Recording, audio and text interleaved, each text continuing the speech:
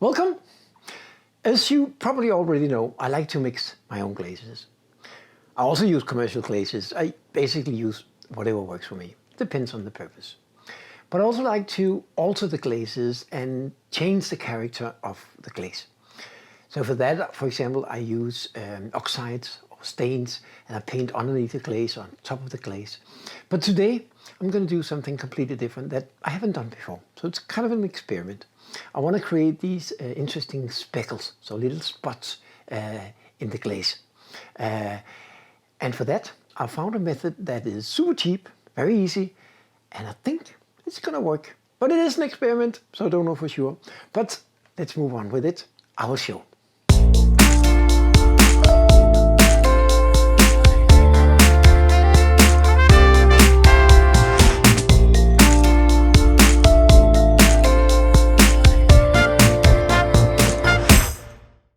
There are a lot of different materials and methods that you can use to create speckles in your glaze.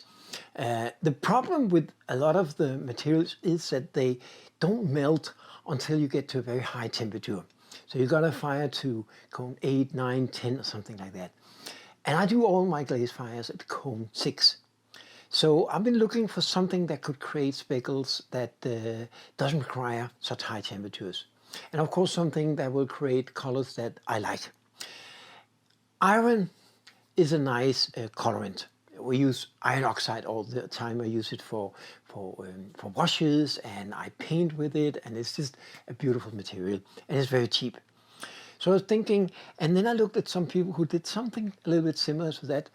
Steel wool, which is also a material that I use a lot. I use it in pit fire. I wrap it around the pots and it creates some very nice colors. Black, sometimes red, and it's just a beautiful color. And this is pure iron, just in a wool sort of fashion. But of course this wouldn't create speckles because it's like a spider web sort of consistent. So what I found is that you can actually bake it. And I'm going to put it inside a couple of my bowls. It won't fit one bowl. So I'm going to put it into this bone dry bowl that I'm going to bisque fire tonight. And after I do that, it should crumble up completely and become almost like powder. And then I will keep that in a jar, and then I can spread it on a pot that is glazed, or I can put it into a glaze or whatever I decide to do in this first test.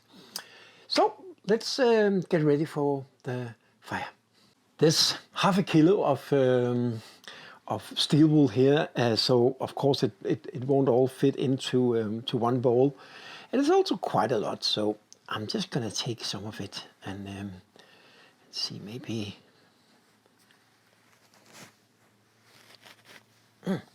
it's sometimes a little rough too, and I'll put it here. I don't think it's gonna do anything bad to my bowl. I don't know for sure, but I'm going to take the chance anyway. I think it will be okay. So I will make 2 bowls with this.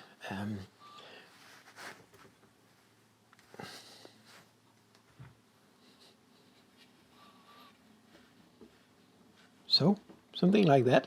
It looks strange.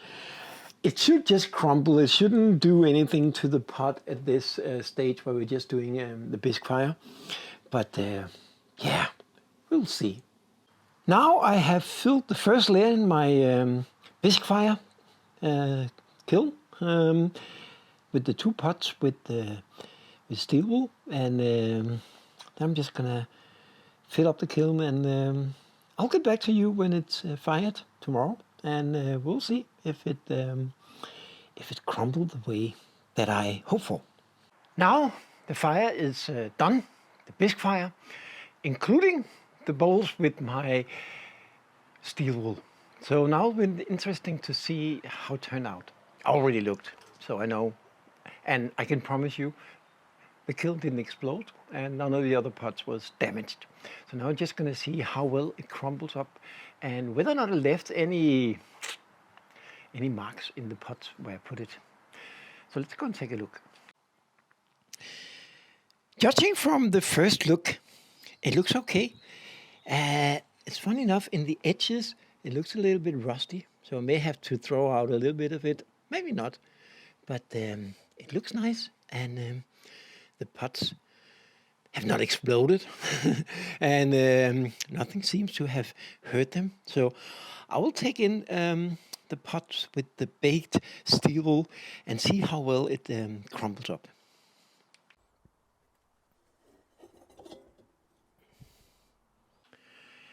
Judging from the first look, it looks exactly the way it was when we put it in there. But then, when I start touching it, it's very obvious that it crumbles completely, like it becomes. It feels almost like little dust, but if you look closer, it's actually very small speckles. So it doesn't turn into powder, but very, very small particles of iron. So I took this box where I'm going to put it. It's nice to put it in a box where you can put your hands in. So you don't want to put it into something like this, because then it's difficult to get your hands into it. It's nice to have some open format like this. And I guess it will take off a lot less space once we crumple it up. So let's just try and move some of this over here. And I mean, you could grind it. But I don't think you need to. You can just do it like this by hand.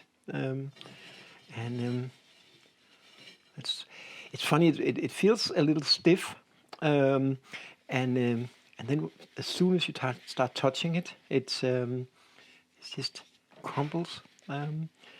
It's very easy to just go through it, and this is not some sort of dangerous chemical. Of course, you should probably wear a mask, but it doesn't dust so much because it's very heavy particles, so it just falls down.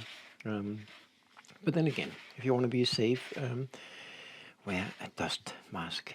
And so, just gonna crumple the rest of it. I mean, it doesn't have to be crumpled perfectly now, because I mean, I can do that later. And see here, some of it, I don't know if you can see it here, but some of it looks a little bit rusty. But I mean, that's what iron do. Maybe there was a little bit of humid in the kiln from the pots. That could very well be. And but it's still iron. So I don't know, but I don't think it's going to hurt the effect it can have on the glazes. And now we get to the bottom of this, and now look, there's no damage to the pot. I may want to brush this a little bit to just make sure that I get all the little particles out, because I want to have a clean surface for my glaze. But now look, there's nothing left here. So it didn't damage my pot. That's good, because I actually like this one. So that was the first one. Let me put this aside. And just going to collect the last part of it here. Yeah. And there was some that should be in there. And then you can crumble it up. Now you have this wonderful dust. Oh, actually, as I said, you can't see it here because it's very, very small, but it isn't actually dust. It's very, very small particles, and I don't think you're going to use a lot. Anyway, you can see here how little it actually turned out to be, but it's quite a lot. So let me take the next one. The next one does have a little more of that rusty look to it. I guess it must be because of the humid in the kiln from the other pots, because even though they're bone dry, there's still some water contained in the clay that is, of course, released when you bisque fire. But I don't think it's a problem. I'll just mix it in and see how it works out. I mean, when I crumble it, it looks okay. So I'm not afraid of that. See how it gets out like one big cake.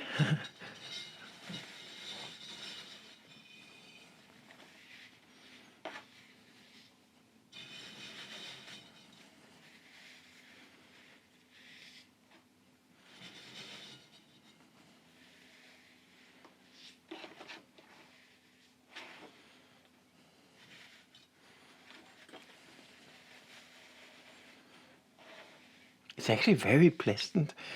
It's very nice to touch. It feels soft, and it's funny because steel wool doesn't feel soft usually. I use it to grind things, but now it feels like yeah, like talcum or something, like a very soft substance.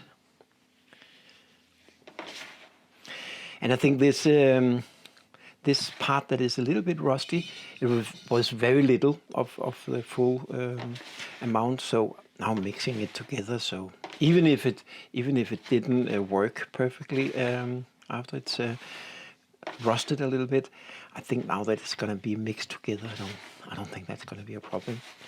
I will go through it just like this to make sure that there's no big lumps in it. You know, something like this, you know, because that would be too much. But that's easy enough.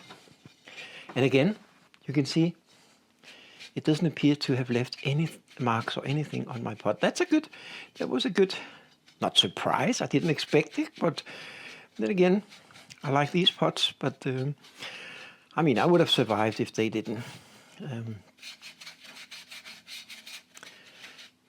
Yeah, and this one you can see there's actually a little bit of rusty left over here. I will of course wash them before I glaze them, and maybe it will go away, maybe it won't. But in any case, I'm gonna use a glaze for this one. It's the Fogart Gilt, and it's a glaze with a lot of iron in it, and it reacts really well if you paint with iron wash underneath it. So I guess this is just gonna add some variation to it. Actually, it might be really, really good. Who knows? So now both of the pots are cleaned. Just need to get this last part over there too. And then of course I will clean the table with a sponge and get rid of any little pieces that shouldn't be in there. Now I just want to go and massage this, or just make sure that all the little lumps is so. See, it looks really, really good. I'm very pleased so far. So first part of the experiment, well, you could of course grind it, or you could run it through a sieve to make sure that there's no lumps in it. I'm not sure I'm going to do that, because for my application, I actually would like it to be a little uneven. So I don't particularly want all the particles to be exactly the same size.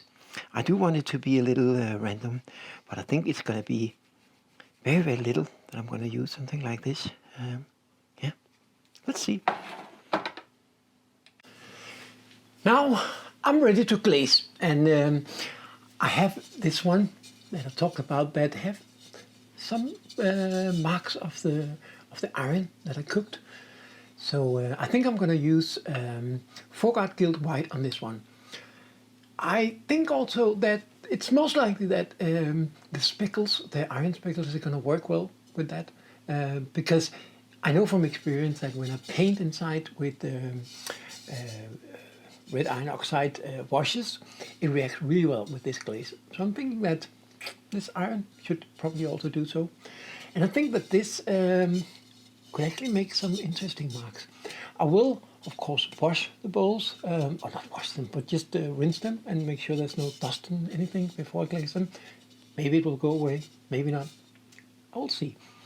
I will also try it with floating blue, because floating blue on these fluted bowls looks beautiful, always. And I will try and sprinkle a little bit of the iron in that.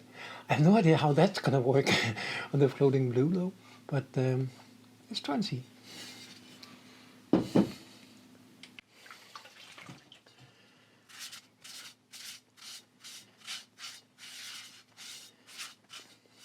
No, it's still there, which is good.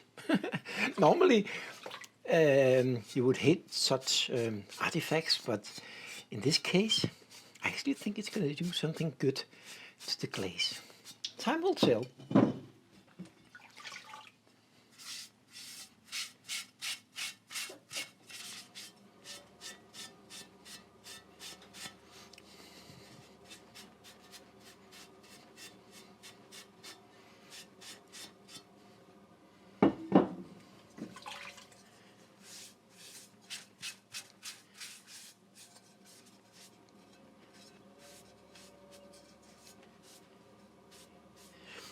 It's always a good idea to just give it a light wash. It's not a very wet sponge, but enough to get rid of any dust, because if there's any dust, it may the glaze may not attach perfectly, and then we'll get little pinholes or just inconsistencies that you don't want. So I always just give it a quick dust off, and that usually works well.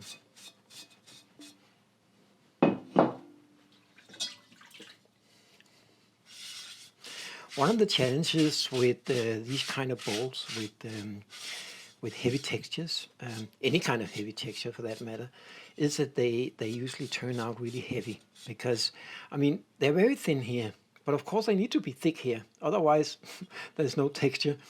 And so they tend to be, well, a bit heavy, but these ones, I managed to make them super light. I mean, they're actually lighter than many of the bowls I made without textures, which I guess is just a proof that I am getting better. Practice, practice, practice, as Simon Leach used to say. It does help to practice. It's always a bit tricky to glaze bigger pots. This one could actually fit in there, so I may want to dip it on the outside and have a good rim to hold on to, a foot to hold on to. On the inside, I will pour it. Ideally, if I had a really big bucket, I could just use tongs and dip it all. But since I don't, I will need to do it in these two steps.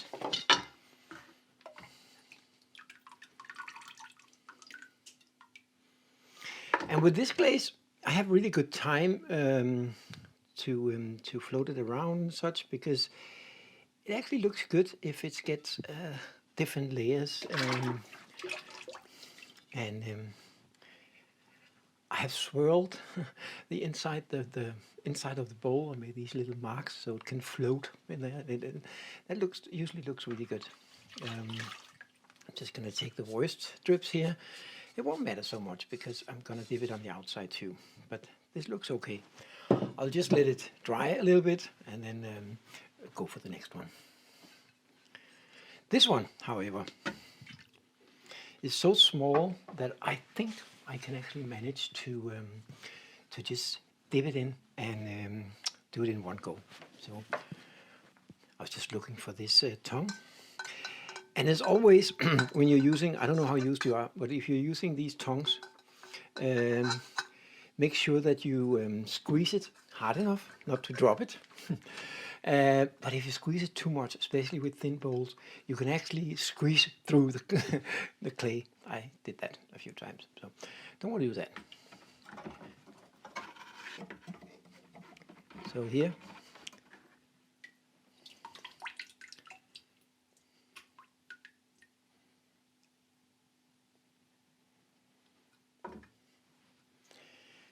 and now I'm going to try and sprinkle some of this new iron dust here.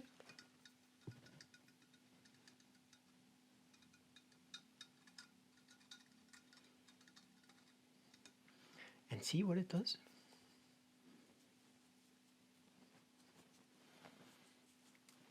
So now we have a little bit on the inside. I have no idea how that's going to work, but let's see. We actually forgot to do it on this one. So even though it's probably not advised, I'm going to do a really quick second coat with this. This particular glaze can take it. So just again, I'm going to take a little bit of the iron on the inside, like this. We'll see how that works out. Now I'm going to see if it works out dipping this one.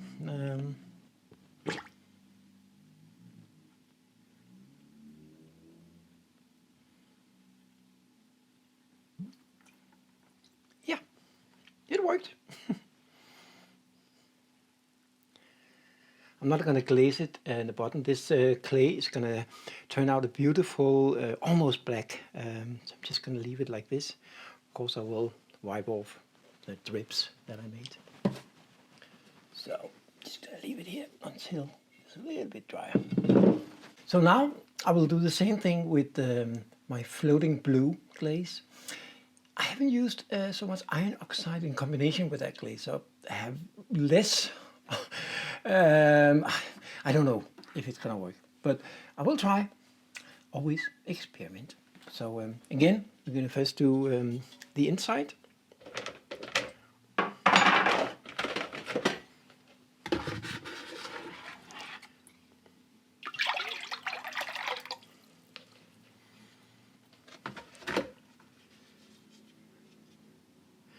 And the floating blue can be as thick as possible. The thicker the better, in a way. It really, really likes being very, very thick. So I'm gonna keep it here for at least 10-15 seconds, float it around a little bit, and then I empty it. And again, gonna take some of the iron and sprinkle it.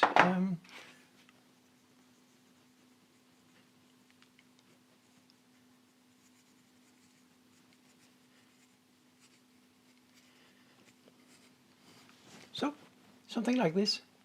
I don't know how it's gonna work, but again, we can try. Same thing with the last one of the facet bowls.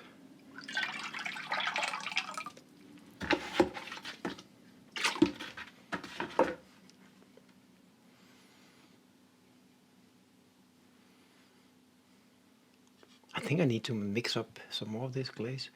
I really love the floating blue. It's a beautiful blue. And if you don't know this glaze, you can look it up on glazing.org.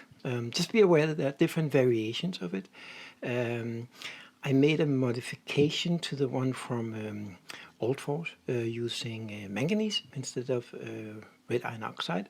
It sort of gives it a better color on the breaking. I think maybe you like the original one better, but this is what I use, and I'm gonna sprinkle some iron on this as well.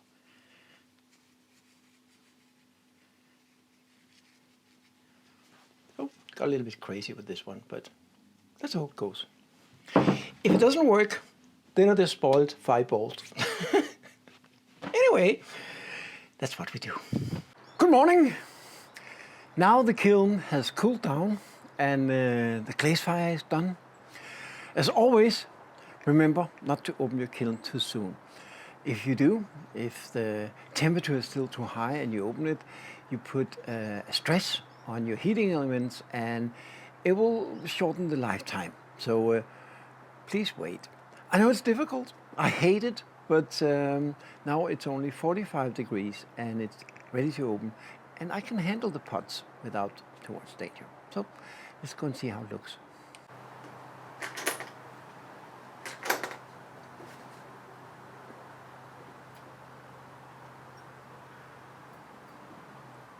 That is not too bad. This is the first layer, of course, and we don't have any of the speckles on this one. This is just my my favorite Temeko gold on this bowl, just on the inside. And funny enough, it left something on the outside, but it actually looks really nice. These ones with just unglazed bottom, and the dark ones, of course the black ones, they're very beautiful. So I'll remove that layer and then we will slowly get down to the speckled ones, hopefully. So now we're getting to the first layer of the iron speckles, and it sure looks very interesting. Not exactly how I imagine it, but as it's often the case when you do experiments, they turn out a little bit different than what you expected. But I mean, then again, if you got everything you expected from an experiment, it wouldn't be an experiment. So I'm not disappointed. I did learn a few things about it. One of the things is I need to sprinkle it a lot more lightly, because there's a few places where I put too much and it kind of make little crusts. So So I can grind it and it will be fine, useful, but it's not perfect that way. It becomes just dark black, and I want it to be more like angel dust on top of it. So I will have to sprinkle it a little lighter. Maybe if I sprinkle it from a higher distance, so it gives time to kind of spread itself, so don't come too much at one place. I think that's one thing. The other thing I learned is that it changed the nature of the glaze a lot. Remember, I did a couple of them in floating blue, and floating blue is usually like a very strong, deep blue. But now with the iron sprinkled on, it's almost white. I can't explain that. I'll have to consult some of my more chemically skilled friends to figure out why that is. But it's not a bad glaze. It's just not very blue anymore. All in all, I think it was a good experiment. I'll show you some studio photos in the end of this video so you can see more closely how it looks. I do think it's interesting, and some of the best, I think, actually gave a really good variation to the glaze, especially on the folk art white, folk art gilt white, as expected, because it already contains a lot of iron. So I'm sort of happy in a way. I hope you enjoyed this video, and if you did, please subscribe, share, comment if you have any comments. Maybe you can explain some of the things that I just talked about, and I just look forward to see you again. Have a great day.